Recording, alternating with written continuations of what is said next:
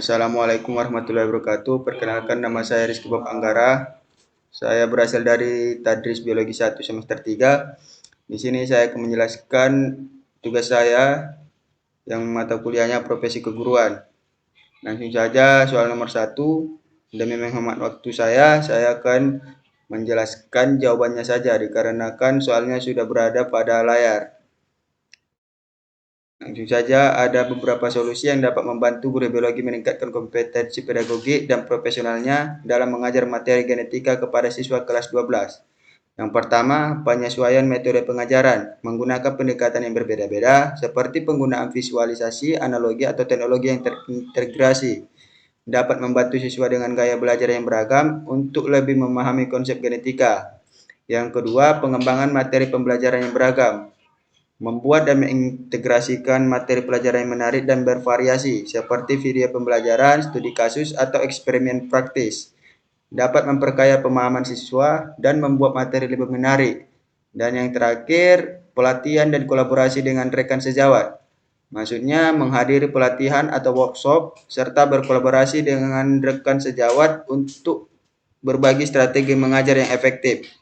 Dapat memberikan wawasan baru dan mendukung pertukaran ide-ide yang bermanfaat dalam mengatasi kesulitan siswa dalam memahami genetika. Selanjutnya, soal nomor 2. Buatlah peta konsep salah satu materi biologi yang kalian pahami sebagai bentuk pemahaman kompetensi profesional seorang guru biologi. Ya, inilah peta konsep yang saya bagikan di layar. Sel. Pada bagian utama ada terbagi menjadi 3, yaitu interfase, mitosis, dan meiosis.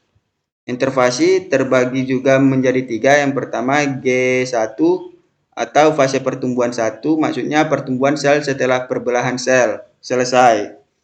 Yang kedua S, yaitu fase sintesis, maksudnya replikasi DNA. Dan yang ketiga G2, yang artinya fase pertumbuhan 2. Yang maksudnya untuk persiapan pembelahan sel. Mitosis terbagi menjadi 4. Yang pertama profase, artinya kondensasi kromosom dan pembentukan spindel. Yang kedua metafase, kromosom berjejer di bidang tengah sel. Yang ketiga anafase, pemisahan kromatid menjadi kromosom individual. Dan yang terakhir telofase, yaitu pembentukan inti sel baru di kedua ujung sel, pembagian sitoplasma atau sitokinesis.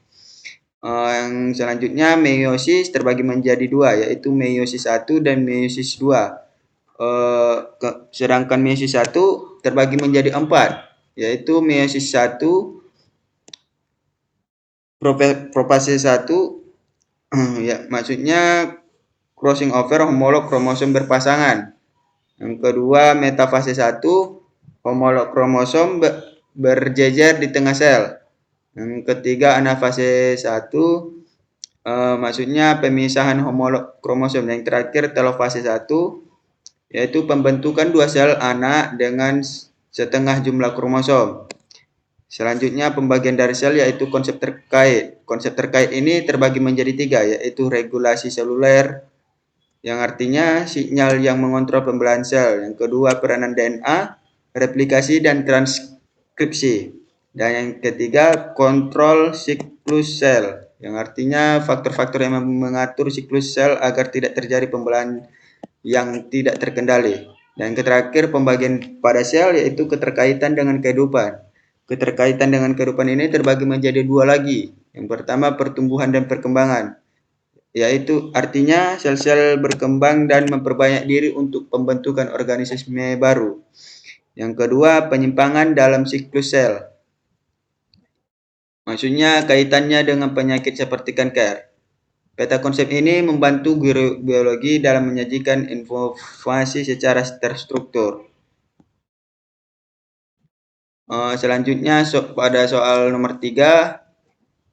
Demi mempersingkat waktu saya akan menjawabkan jawabannya saja langsung.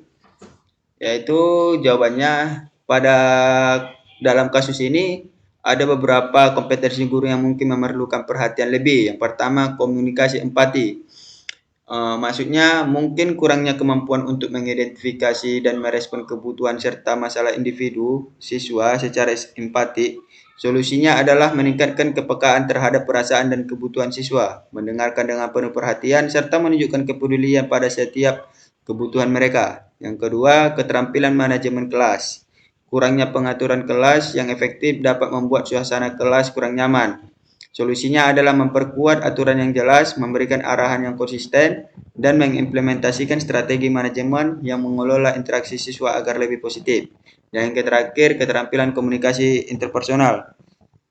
Kesulitan dalam berinteraksi dengan siswa bisa jadi karena gaya komunikasi yang kurang mendukung. Solusinya adalah mengembangkan keterampilan komunikasi yang inklusif, membangun hubungan yang lebih dekat dengan siswa, serta memastikan ada ruang untuk dialog dan diskusi yang terbuka dalam kelas. Selanjutnya, soal nomor 4. Saya akan menjelaskan sedikit saja jawabannya, yaitu untuk mengatasi masalah ini, guru tersebut dapat mengambil langkah-langkah proaktif dalam memperkuat keterampilan sosialnya, berpartisipasi dalam kegiatan sekolah, memperluas jejaring, dan mencari kesempatan untuk berkolaborasi dengan rekan-rekan kerja. Ini bisa dilakukan melalui komunikasi yang lebih efektif, keikutsertaan dalam kegiatan co-kurikuler, serta usaha untuk lebih memahami dan beradaptasi dengan budaya sekolah yang ada. Selanjutnya, soal nomor 5. Yang dimana soalnya, jelaskan pemahaman kalian tentang keterampilan abad 21 dan TPACK dan berikan contoh integrasinya dalam pembelajaran.